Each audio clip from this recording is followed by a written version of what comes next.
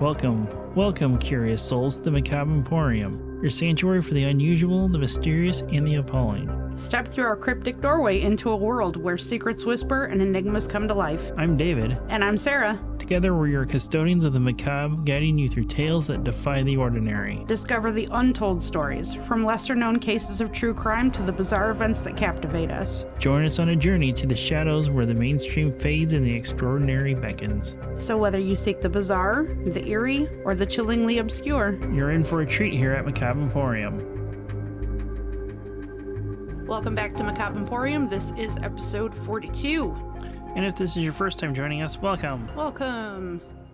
So, for those that are keeping score or bouncing back and forth between the cat show and the dog show decided to have some, take a shot at Indiana and say, oh, there's nothing there. It's just an empty space. Well, you two, I have some little fun facts for you, even though your weird-ass fucking humid winters you guys talked about. Humid winters? Yeah, I don't know. It's fucking weird. They don't seem to realize there's, some pretty significant inventions do come from Indiana.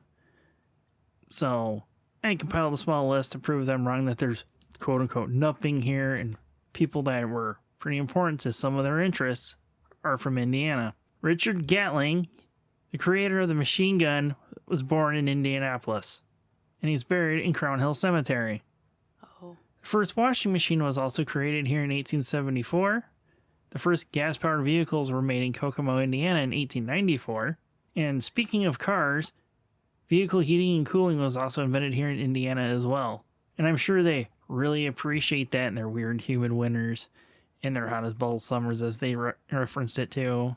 Oh, and let's also not forget the transistor radio, because without that, our little fun war wouldn't even be possible because of the microelectronics that were created for the transistor radio. Yeah, take that. Oh, and, the greatest spectacle in racing that's been going on for over 100 years at this point. The Indianapolis 500. Oh. Probably the world's most famous race. And, also besides Larry Bird being born here and raised here, along with John Cougar Mellencamp, the Jacksons, John Dillinger, the King of Cool Steve McQueen, childhood favorite of everybody in our age group, Brendan Fraser was born in Indiana. Was he? Yes, he was. Huh. Jim Davis, the creator of Garfield, is from Indiana as well, too. And, since they want to say the only thing they got to brag about is their maple syrup, this might be the most important invention to mankind, and that is sliced bacon, appeared in 1920 by the Kingman and Company Meatpacking Company of Indiana. It was the first people to make sliced bacon. That is important. Mm-hmm. And I'm sure they like their bacon, so... Oh, I'm sure they do, as they have quoted themselves on their show as fat fucks whenever they talk about food. I'm sure it gets... I feel you so hard, Kevins. So, yeah, make sure you can back your mouth up with, oh, there's nothing there of importance. Okay, whatever. But what do we have that's, not an invention or a famous person? What do we have that's, a big draw other than the Indy 500? So you got the Indianapolis Colts and the Pacers. What else? One of the very first theme parks in the United States, built in the 1940s, Holiday World in Santa Claus, Indiana. But I'm saying, the now. It's still open. Oh, I don't know. But I'm not from here either, so I wouldn't know any of that. But before I keep going on a huge rant about that and make this an hour-long episode on proving those Vermonters wrong about things, anything fun and exciting you want to share with people today? Yes. So, nobody else knows except for the person that went with me. But a few weeks ago, the place that I work at had a, craft bazaar. Mm-hmm. And there was a lady there that had, homemade wreaths and stuff for sale. And I happened to ask her if she had any interest in custom pieces. Because I was hoping to see, because I saw in, the previews of the vendors that were going to be there, if she had, any trick-or-treat type, yeah. As in the movie or the, actual activity? The movie. Okay. And she didn't have anything, so I asked her if she'd be interested in doing a custom piece, and she said absolutely.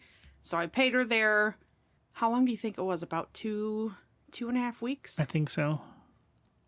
She delivered it to my work, and I was blown away. I think David was blown away too. Yeah.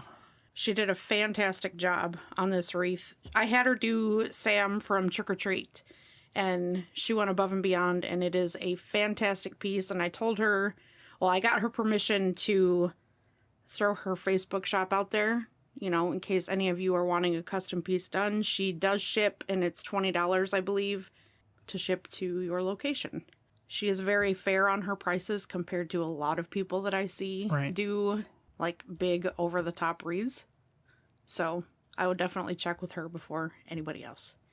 So if you look up Secondhand Sam Design on Facebook, you'll find her. She's a very, very sweet chick. And she did an amazing job. We'll post pictures on Facebook as well and tag her in it so that you guys can see and all that fun stuff. But yeah, that's what I got. All right, so what do you have for us this week for your Halloween-themed style true crime case? Something that's been on my list for a while. Right. And something that you said just last week that I would never do, which I've done before anyways. No, you haven't.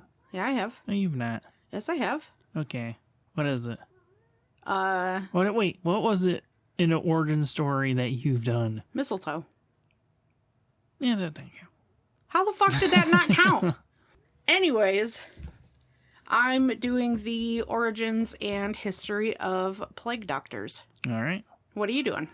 If you guys haven't heard, Ginger's being a little mouthy today, screaming at me for some reason. I Don't mean, know she's what. old as fuck. I know. She probably forgets where she's at. But anyhow, I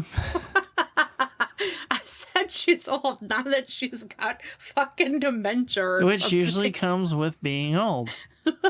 Can cats get dementia? I don't know. I'd say we could ask the Kevins, but they're dog people, so never mind. What dog people would know? Nothing.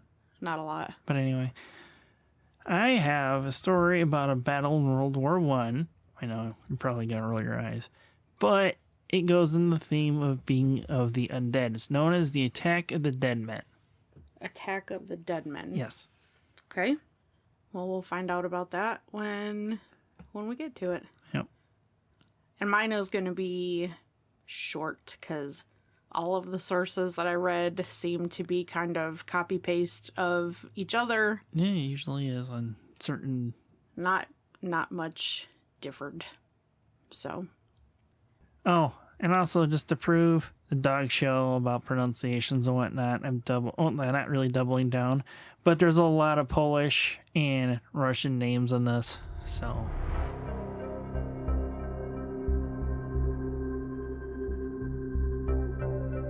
So plague itself, and in this instance, like the bubonic plague, is caused by Yersinia pestis, which is a bacteria that is transmitted a few ways.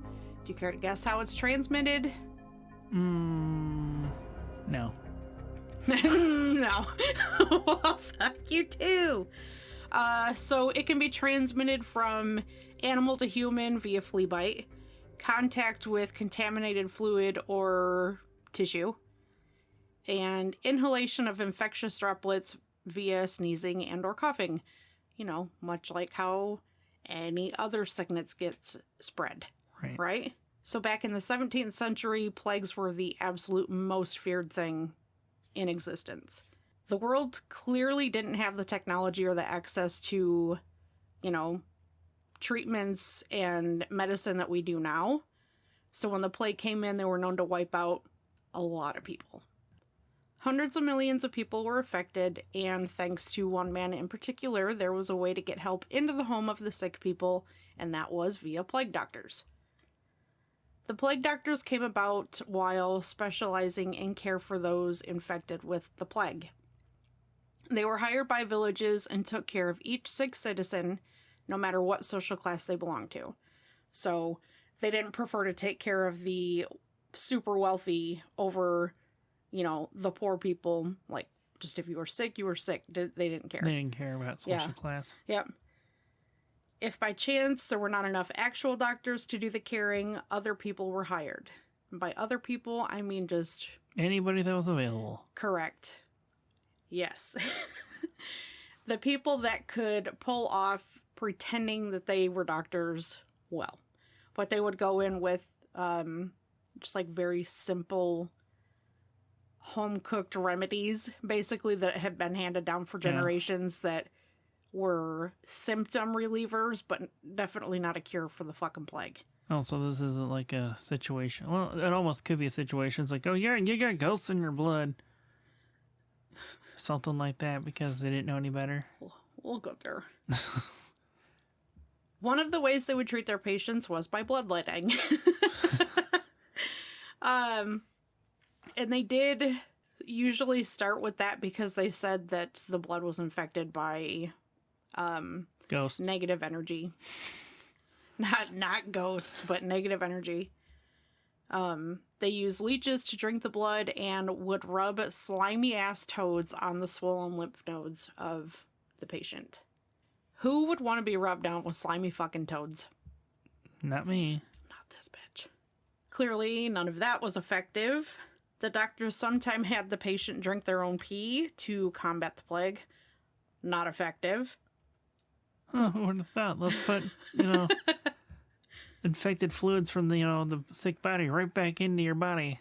Yeah. I mean, it didn't sound like a good idea to you? No. Yeah, well, it gets worse. When the patient was very near the end of their life, the doctors went to extreme measures and coated the patient in mercury and basically baked them in an oven in hopes that the heat would burn the sickness out of them. I mean, that's probably if the mercury didn't fucking poison you to death first. But that didn't work either. Oh, I can imagine why. Here, we're going to put this poisonous metal on you, and then we're going to bake you in an oven so it starts off-gassing like toxic vapors. Right. Jesus Christ. This is one of those examples of why the past isn't better that people want to fucking think that it is. Right. The risk of taking this job for the doctors and the non-doctors alike was huge, and it made it extremely difficult to find willing participants to even play a doctor. Many of those that took the job died or fled before they even started the job. These people had a lot on their shoulders. They played doctor, healer, they helped remove the dead bodies, they performed the autopsies, they also kept up all of the paperwork. They also kept it up to date so that the public register of deaths caused by the plague could stay up to date. Like, they were meticulous with their paperwork. It's a little surprising that they kept paperwork. Meticulous paperwork. Right. The first ever mention of a plague doctor was in a book penned by Charles Delorme in 1619. He was a physician for royals, most notably King Louis VIII of France. Though it was not actually plague doctors that were mentioned, it was the costume itself. Charles would become responsible for creating the plague doctor suit that is immediately recognizable. In Charles's description of the outfit, it included a coat that was covered in scented wax, pants that were connected to the boots, a shirt that was connected to the pants, a hat and gloves that were made from goat leather. They killed the goats to make hats and gloves. So goats is the animal that gets you upset that they made leather out of? Yep. Really? Mm-hmm. Gotta save the goats. I know, because you want one so bad. For real bad. But anyway. Anyways, they wore a tight-fitting mask with a half-foot-long nose shaped like a beak. The beak itself was filled with perfume and had 2 holes, like on the far end, the pointy end. Yeah. So that the doctor had the ability to breathe normally. That same end was filled with theriac, which is a compound of like 55 herbs and other things like cinnamon, honey, myrrh, for them to... The idea behind it was for them to breathe in, and while they breathed in, it would go over all of the herbs and stuff and kind of filter out the bad air they were breathing in, so that hopefully they wouldn't catch, the plague. I can't remember the name of it, but there was a theory that was like long believed that bad smells is what was causing illness, because it was a big belief at the time during, the burial crisis of London is one of the things that was causing people to get sick, and it got disproven. So they also wore glasses on sat at the bridge of the beak, But to me, they looked more kind of like they were fashioned into goggles to protect the eyes. Whether they were fashioned that way for a reason, I don't know. And they were also known to carry a wooden cane. And it did have a purpose. To keep those in line now. We're trying to find out. I fucked around and find out. No. Do you know what the purpose was for real? No. It was basically to allow the doctors to undress, like move the clothing or direct the patients, point to where they wanted them to go without ever actually having to touch them. Yeah. Charles Delorme believed that all of this gear would help protect the doctors wearing it from the plague that was affecting the people of Europe. He thought the shape of the beak would give the mask wearer ample time to breathe in, have that intake of air kind of steep in the herbs before it got to the doctor's nose, like I said. Even with all the care and thought put into the costume, it did little more than bring about representation of the plague and death itself. The costume often just terrified people. Right. Which is understandable. In the end, it really didn't do anything to protect those that wore it. As I said earlier, they either died or they fled. Now, the Plague Doctor costume is a really popular one, especially since the first case of COVID came to light. The thought is the same, but the gear just looks a little different. So the beak mask got switched for an N95 mask. The goat leather gloves, rubber gloves, the leather hat, surgical cap, the jacket and pants, scrubs. Yeah. So maybe Charles Delorme wasn't far off with PPE. He was just ahead of his time and didn't have not the knowledge, because he had, it was there. Yeah. He didn't have the resources to do it properly. But even with that, the original look of the Plague Doctor remains a popular costume, like I said, and so much so that when COVID became stronger and more cases popped up worldwide, people would be seen walking around in the costume trying to scare people on purpose. At one point, they had called it Spring Fashion 2020. The news on people over in Italy and Europe just walking around in Plague Doctor costumes. I guess it was the thing to do in 2020. Right. The Plague Doctor started to pop up in video games like Bloodborne, Apex Legends, Overwatch, My Hero Academia. It was also featured in Assassin's Creed Brotherhood, but that doesn't count since those games are literally made to be played in the era that right. That would have been made in that era. So it would be relevant to that, not just in there because, Plague Doctor. Yeah. Do you know who the most famous Plague Doctor was? No. Nostradamus. Really? Yep, he was. Did not know he was supposed to be. He was a Plague Doctor. He was a Plague Doctor. Yep. But that's all I got. Like I said, a lot of my sources were very copy-paste, so I had to do a lot of trying to find shit that wasn't, copy-paste. Yeah. That wasn't easy. Oh, I'm sure it's not when we go farther and farther back in time on certain stories like that. Correct. So, you ready to hear about the Attack of the Dead Men? So, kind of like zombies almost. I am. All right. Even though Sarah isn't really interested in World War history, except maybe the goofy story about the sliced bread ban I did earlier this year, which I need to find more like that. But for this week, I'm bringing you a story from World War I that fits into the Halloween theme of the dead rising from the grave. But before we get to the main event of this week, for me, I want to give a brief summary of World War I, just, a refresher, quick, super quick. So, World War I, also known as the Great War, started in 1914 after the assassination of Archduke Franz Ferdinand of Austria. His murder catapulted into a war across Europe that lasted until 1918. During the 4-year conflict, Germany, Austria-Hungary, Bulgaria, and the Ottoman Empire fought against Great Britain, France, Russia, Italy, Romania, Canada, Japan, and the United States. Thanks to new military technologies and the horrors of trench warfare, World War I saw unprecedented levels of carnage and destruction. By the time the war was over and the Allied powers had won, more than 16 million people, soldiers and civilians alike, were dead. So, even when I came up with that little brief... So when I came up with that small brief introduction, I actually said how World War I was actually caused by a wrong turn, but that's something for another day. Auschwitz Fortress was originally constructed in the late 19th century on a strategic spot near the Beesbor River in the Russian Empire, which is now modern-day Poland. This fortress was also conveniently located on a rail line that went through all the bogs and marshes in the region, and its location so close to the German border would make this a choke point for moving supplies and troops for both forces.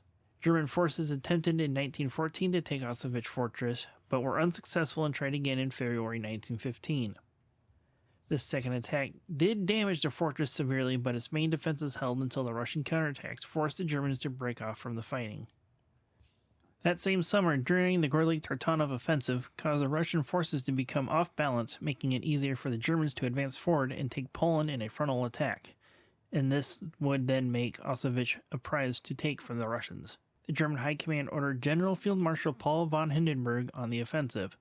Under his command, he would send 12 infantry battalions and 30 heavy artillery pieces to set their sights on Auschwitz Fortress. And to give you an idea how many men that is, that's 7,000 to 8,000 people is what they estimated. Damn. So the Russian defensive that was inside the fortress was led by General Lieutenant Vladimir Kalinsky with 500 soldiers and 400 local militiamen to keep the Germans from taking the fortress. So they are very well outnumbered. Well, yeah, sounds like it. So outmanned and outgunned, they dug in with trenches and barbed wire in front of the fortress, preparing for the Germans to attack, also making them a smaller target by hiding in these trenches. With their failed attempts in the past to take the fort, the Germans knew they would need more than artillery to take this fortress. As they learned from previous attempts, artillery fire and bombing runs with airplanes weren't effective, and they just couldn't send the infantry to storm Auschwitz Fortress, as it would be difficult and costly to do so. The Germans would use a new brutal weapon that was birthed from the Great War, and this weapon would be gas. Even though gas warfare was fairly new, it still had devastating effects. The more infamous mustard gas that most people know about didn't appear until later on in World War I, which that can cause blistering of the skin and second and third degree burns. It also had a lower mortality rate of 2 to 3%, but this would more than likely cause cancer in those that survive later on in their life. The earlier gas the Germans used on Auschwitz was a mixture of chlorine and bromine. Separate, they can have devastating effects on your body, but when you put them together, it's a bad day. Damn, I bet. Bromine vapors can cause irritation to your eyes, nose, and throat, causing pulmonary edema or fluid collecting in your lungs in plain English. Yeah. Whereas chlorine can do all the same effects, and the smell is described as a mix of pepper and pineapple, but when chlorine attaches itself to moisture in the air, it turns into hydrochloric acid. Oh.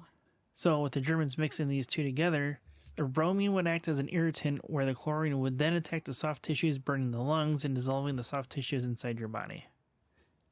So That's brutal. Yeah, so they basically were burning them from the inside out. Ugh.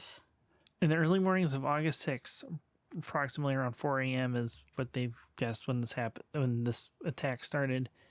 With the winds in the favor of the Germans, they would begin to release this poison gas mixture onto the battlefield, killing everything that it touched. Grass and leaves would turn black and yellow, killing all insects, wildlife, anything this fog touched, killed. Damn. As the dark green fog crept across no man's land and down into the trenches, those unfortunate to be stuck in the trenches would end up dying from choking on their own blood with every breath that they took, as the chlorine turned into hydrochloric acid inside of them, destroying their lungs and burning their eyes and their nose as well. So, I can't imagine. Fuck no. No. So, with them pretty much being burned alive from the inside out, death was within minutes if they didn't take their own lives in an attempt to get to stop. God damn, I can't even imagine. Russian forces would soon see this cartoonishly dark green fog creeping towards them from... Is it actually green in color? Yes, it's, of all the reports, it's green in color. Huh, okay. And without them having gas masks available, would improvise with rags or clothing soaked in water or their own urine in attempts to protect themselves against the killer fog, but it proved to have little or no effect on the gas because though both of those materials are also water soluble. Which is odd because one will turn into an acid when it comes in contact with water, but then again, it's also water soluble too at some point. So yeah. As the gas dispersed, German infantry battalions would start to form up their ranks to take Auschwitz, while others would now secure the railway they wanted to take months before. In the first trenches, German soldiers would find them littered with the dead, and tortured in the last moments as they died. Now on edge and moving over the shelled-out ground from artillery fire to the second trench with still no resistance from the Russian forces, they suddenly find themselves under heavy machine gun fire and artillery from their fortress tearing through their German ranks. Those who survived the gas attacks would then end up crawling and emerge from the trenches, stumbling and limping around like zombies with bayonets attached to their rifles, with bloody rags over their faces, their tears stained with blood, giving them a red appearance, seeping out of their eyes. And disfigured faces from chemical burns and coughing up blood and pieces of their lungs, they sought their revenge for their fallen comrades.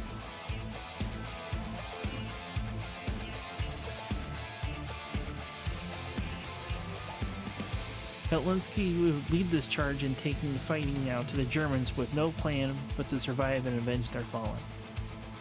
The Germans, seeing these dead men rising from their deaths and attacking them, would turn and run at the horrible sight of the Russian gas soldiers, trampling each other, even falling into their own barbed wire, trying to get away from the zombie soldiers in the midst of the machine gun fire and artillery barrages from the fortress. In the midst of the fighting to the first taken trench, Kotlinski is shot through his side and hands off command to a sapper, Władysław Strumiński, as Kotlinski is carried to safety by another soldier.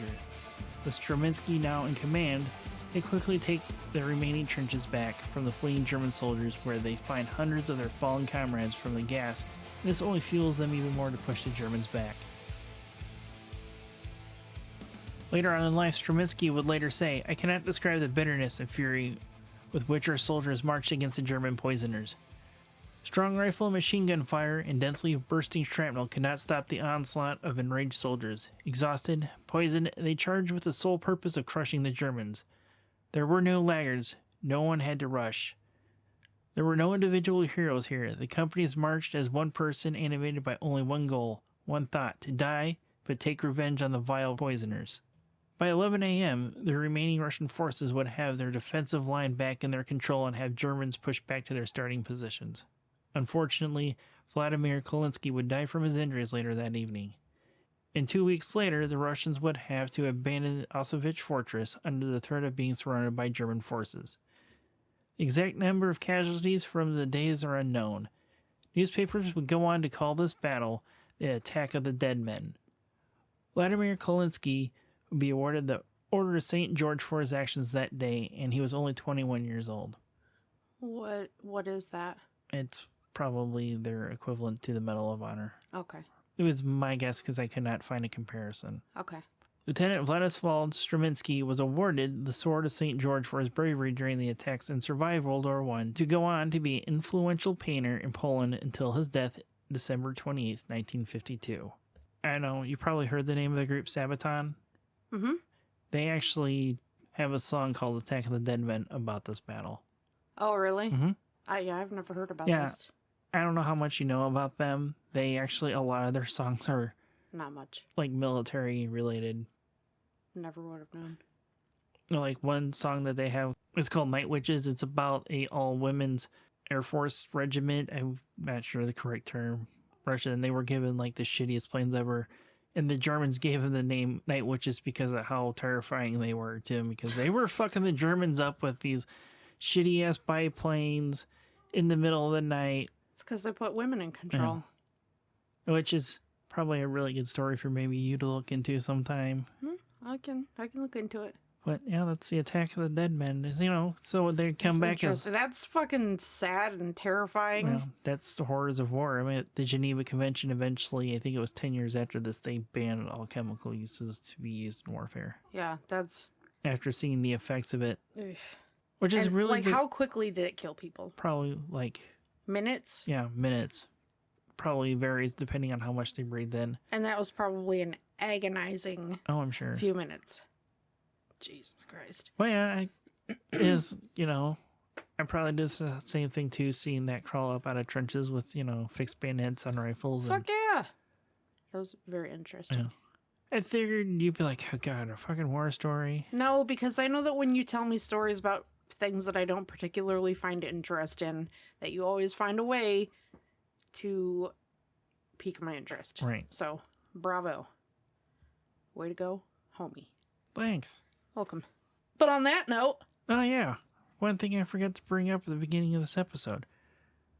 Last week, we put out our new intro that I made.